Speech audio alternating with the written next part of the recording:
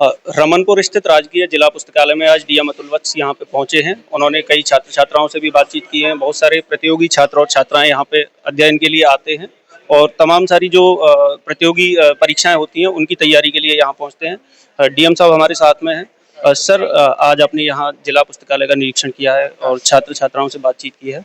किस तरह का आपको देखने को मिला, क्या बातचीत हुई? एक आपको ध्यान होगा, हम लोगों ने कुछ दिन पहले एक ड्राइव चलाया था जिसमें सभी ऐसे जो बिल्डिंग्स हैं जहाँ पे बेसमेंट में लाइब्रेरीज चल रही थी, तो उन सभी को चिन्हित किया गया था और हम लोगों ने कोशिश ये की थी कि बेसमेंट के लाइब्रेरीज को हम लोग तत्काल बंद करा दें और ये इंश्योर कर लें कि उनमें प्रॉपर फायर एग्जिट हो। तो उसी समय ये जहन में थी बात कि जो हमारे यहाँ पे पब्लिक लाइब्रेरीज हैं उनकी क्या सिचुएशन है उसके बारे में जाना जाए। तो उसी उसी उद्देश्य से हम लोग यहाँ पे आए थे। तो यहाँ काफ़ी काफ़ी अच्छा माहौल है, बच्चे पढ़ाई कर रहे थे सभी के सभी। और कोइंसिडेंटली आज यहाँ पे जो लाइब्रेरियन के चार्ज में है जीजीआईसी के प्रिंसिपल, वो भी मौजूद थे। तो मैं पूरी टीम के साथ यहाँ पे आया था और हम लोगों ने बहुत सारी चीज़ें नोट की हैं, बच्चों के साथ इंटरेक्शन किया है। तो एक तो मुझे लगता है करियर गाइडेंस प्रोग्राम महीने में एक बार विभिन्न विभिन्न चीज़ों का होना चाहिए। दूसरा, मैंने ये भी बताया है कि अभी इस समय आपने देखा होगा बहुत सारे एग्जाम्स हम लोगों ने कंडक्ट कराए हैं और आगे भी एग्जाम का कैलेंडर बहुत बिजी है। तो अपॉर्चुनिटीज़ बहुत आ रही हैं। तो एक बार की मेहनत है, अगर बच्चे इस मेहनत को करके कोई एग्ज़ाम कर लेते हैं तो उनका भविष्य सुधरता है और ऑब्वियसली वो समाज को तो कंट्रीब्यूट करते ही है। तीसरा, यहाँ की जो अवस्थापना सुविधाएं हैं उसके बारे में काफ़ी विस्तार से चर्चा हुई है और एक बच्चों से भी हम लोगों ने ये मांगा है कि क्या क्या चीज़ें आप चाहते हैं। कल माननीय मुख्यमंत्री जी की बीसी के माध्यम से वार्ता हुई थी सभी लोगों के साथ और उनके ये निर्देश थे कि पब्लिक लाइब्रेरीज को हम लोग 24 घंटे खोलने का प्रयास करें। अब हाथरस जनपद में 24 घंटे तो नहीं, लेकिन हम लोग प्रयास ये करेंगे कि 16 आवर्स कम से कम ये लाइब्रेरी खुले और इसके लिए जिस भी रिसोर्स की ऑगमेंटेशन हम लोग को करनी होगी वो हम करने की कोशिश करेंगे और एक सुरक्षित वातावरण में बच्चे आके पढ़ सकें, एकाग्रता के साथ कार्य कर सकें। तो उसका वही मैसेज हमने कन्वे किया है। और मैं साथ में अपने यहाँ के एसडीएम साहब को और जो यहीं के जो हल्का इंचार्ज है, थाना इंचार्ज है, उनको भी साथ में लेकर आया था ताकि बच्चों का इनसे परिचय करा दूँ और यदि कोई ऐसी बात हो जो उनके संज्ञान में डालना चाहें तो बच्चे उनसे वार्ता भी कर सकें। मैंने उन लोगों से भी यही अनुरोध किया है कि आपको लगातार यहाँ पे आते रहना है और कोशिश करना है कि इस लाइब्रेरी से अगर 2 बच्चे भी सिलेक्ट होते हैं तो बाकियों के लिए कितना बड़ा मोटिवेशन का वो काम करेंगे, वो अपने आप में सराहनीय हो जाएगा।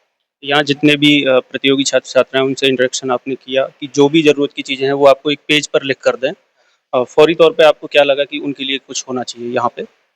मैंने देखा कि कुछ तो फर्नीचर हमारा थोड़ा ओल्ड हो गया है, तो उसको तो हम लोग इमीडिएटली चेंज करा देंगे और कुछ लॉन्ग टर्म चेंजेस हैं, जैसे लाइब्रेरी आने का रास्ता थोड़ा खराब है।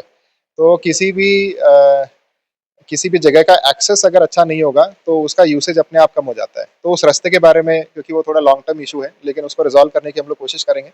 इस लाइब्रेरी की खास बात यह है कि ये एक शिक्षा के परिसर टाइप में स्थित है।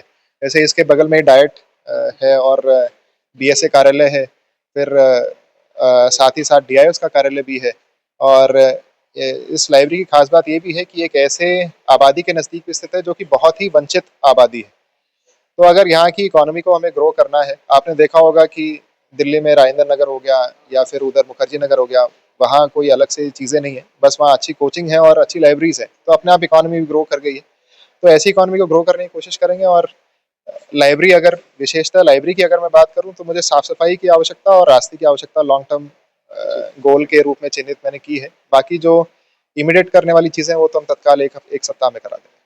यहाँ जो पूरा कॉम्प्लेक्स है, बाहर की जो जगह है वहाँ पे आपने कहा है कि एक टीन शेड पड़वाएंगे वहाँ पे पार्किंग के लिए। और उसके अलावा आपने बातचीत की छात्राओं से, छात्रों से कि खासकर उनके प्रति, एक दूसरे के प्रति सम्मान का भाव रहे। अगर कोई बात है तो उसको वो कहें और अपनी शिकायत भी दर्ज कराएं।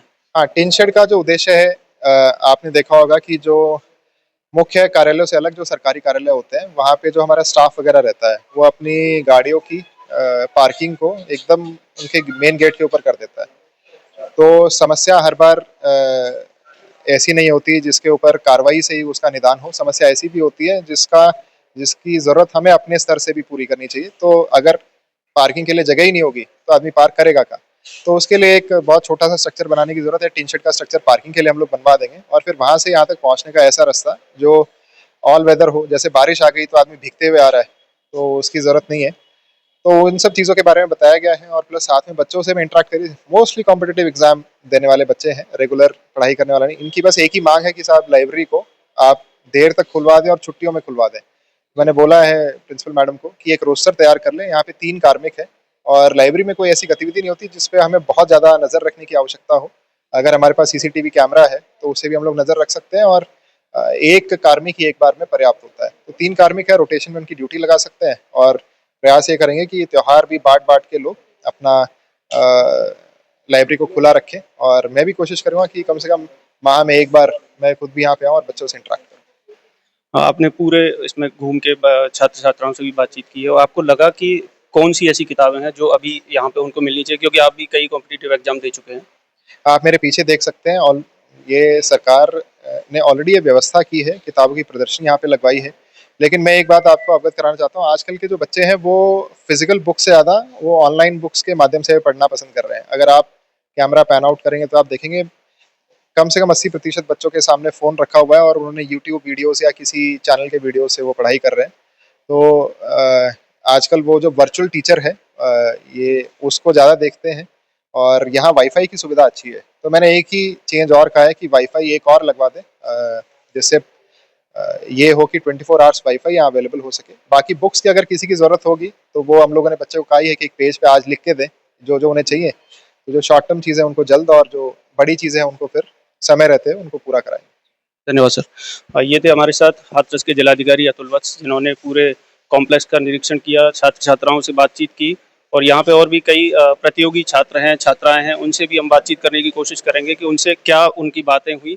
तो हमारे साथ कुछ छात्राएँ भी हैं जो अलग-अलग कॉम्पिटिटिव एग्ज़ाम की तैयारियाँ कर रही हैं। क्या नाम है आपका? नीतू। डीएम साहब यहाँ पे आए थे आज। तो क्या बात हुई आपकी, कैसा लगा? अच्छा लगा बहुत, उन्होंने मतलब समझा। यहाँ पे लाइब्रेरी वगैरह में जो भी है कोई भी चीज़ की हेल्प चाहिए हो तो उस सब चीज़ों के बारे में बताया, हम लोगों से बातें करी, किस चीज़ की तैयारी कर रहे हो, पढ़ाई-लिखाई के बारे में हम सबसे बातें करी उन्होंने। एक और हमारे साथ और भी वो हैं यहाँ पे जो तैयारी करने के लिए आती हैं। आपका क्या नाम है? गुनी। क्या नाम? गुनी। गुनी। तो डीएम साहब ने आप सभी जितने भी छात्र-छात्राएँ यहाँ पे परीक्षा की तैयारी करते हैं, उनसे बात की। आपसे क्या बात हुई? सर, उन्होंने मुझसे क्वेश्चन पूछा था कि एकलव्य के गुरु कौन थे? तो मैंने आंसर दिया द्रोणाचार्य, द्रोणाचार्य की मूर्ति। तो उन्होंने हमें मोटिवेट भी किया इसी बहाने। उन्होंने बताया कि जैसे एकलव्य ने अपने गुरु स्वयं माने थे, उसी तरह तुम भी अपने किसी को मॉडल मान सकते हो और उनसे इंस्पिरेशन ले सकते हो। हुँ, अच्छा। और भी बातचीत करेंगे हम। जी, आपका क्या नाम है? डीएम साहब यहाँ पे आए थे, तो उन्होंने सभी से बात की। उसके अलावा उन्होंने कहा कि यहाँ पे जितनी भी ज़रूरत की चीज़ें आपको लगता है कि कुछ कमी है, तो उसको एक पेज पे लिख के दें। तो आपको क्या लगता है कि वो आप मतलब जो मैडम है यहाँ पे अध्यक्ष, उनको देंगी? जी, सबसे पहले तो मैं यहाँ के वॉशरूम को थोड़ा ठीक कराना चाहूँगी और उसके बाद यहाँ पे थोड़ी-सी छुट्टियाँ ज़्यादा होती हैं, जिससे पढ़ाई का रिदम थोड़ा-सा बिगड़ जाता है, इसलिए छुट्टियाँ अगर कम हो तो वो ज़्यादा बेटर होगा। यहाँ सबसे ज़्यादा डिमांड इसी चीज़ की है बच्चों की। तो डीएम साहब ने अभी उसका समय भी बढ़ाने की बात की है। जैसे सुबह 5 बजे से सुबह 9 बजे से शाम के 5 बजे तक लाइब्रेरी खुलती है। उन्होंने कहा है कि रात को 12 बजे तक प्रयास करेंगे इसको खुलवाया जाए। अच्छा, ठीक है सर, तो अच्छी बात है ये बहुत ही। जी। और कुछ प्रतियोगी छात्र एक तरफ बैठे हैं, उनसे भी बात करेंगे। उन्होंने उनसे बातचीत की और कहा कि हर किसी को एक-दूसरे के प्रति जो सम्मान है वो रखना चाहिए। हमारे साथ कुछ लोग हैं यहाँ पे और भी आपसे भी बात हुई थी डीएम साहब की? जी, तो यहाँ और लोग हैं उनसे हुआ और क्या कहा उन्होंने? लाइब्रेरी के सुधार के बारे में बोला था। सुधार के बारे में। अच्छा। क्या सुधार होने चाहिए आपके हिसाब से?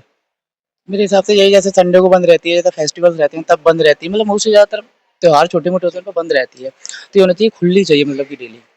कम से कम छुट्टियाँ हों, कंटीन्यूअस पढ़ाई चलती रहे। कंटिन्यूअस पढ़ाई करती रहे। एक और छात्र प्रतियोगी छात्र हमारे साथ हैं, वो रेलवे की तैयारी कर रहे हैं और डीएम साहब ने उनसे भी बातचीत की थी, यहाँ पहुँचे थे। क्या नाम है आपका?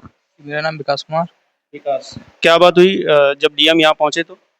वो सर सर्वे करने आए थे और पूछ रहे थे कि मतलब क्या पे क्या ऐसी व्यवस्था है, बुक्स की क्या है या फिर और भी पानी-वानी जब जो व्यवस्था है वो सब पूछ रहे थे सर। यहाँ पे जितने भी खासकर जो लड़के हैं प्रतियोगी छात्र जो हैं, उनसे उन्होंने कहा था कि एक-दूसरे के प्रति चाहे वो लड़कियाँ हों या लड़कियाँ लड़कों के प्रति सम्मान का भाव रखें। इस तरह की बातें भी उन्होंने की थी। उन्होंने ये कहा था कि अगर हम इस लाइब्रेरी में थोड़ा बहुत काम डेवलपमेंट कराना चाहेंगे, तो आसपास की जो माहौल है उनसे, जैसे कि कोई शराबी हो गया, नशेड़ी इंसान हो गया, ड्रग्स वगैरह करने वाले, तो उनके अगर कोई आसपास में हो तो हमें बता देना, क्योंकि पता चले कि इसने पैसा लगा दिया और मतलब कोई आया चोरी करके चला गया, ऐसा इसके बारे में बताया था उन्होंने। हाँ जी। तो ये हमारी सभी लोगों से बातचीत हुई। उन्होंने बताया कि डीएम साहब ने उनके से क्या वादे किए हैं, किस तरह के सुधार यहाँ पे हो सकते हैं, किताबों की संख्या बढ़ाने की बात भी उन्होंने कही है और जो भी चीज़ें ज़रूरी होंगी उनको भी कराया जाएगा। जो भी डिमांड पुस्तकालय अध्यक्ष के माध्यम से डीएम साहब तक पहुँचेंगी, उन सबको पूरा कराया जाएगा। धर्मेंद्र सिंह, हाथरस 24।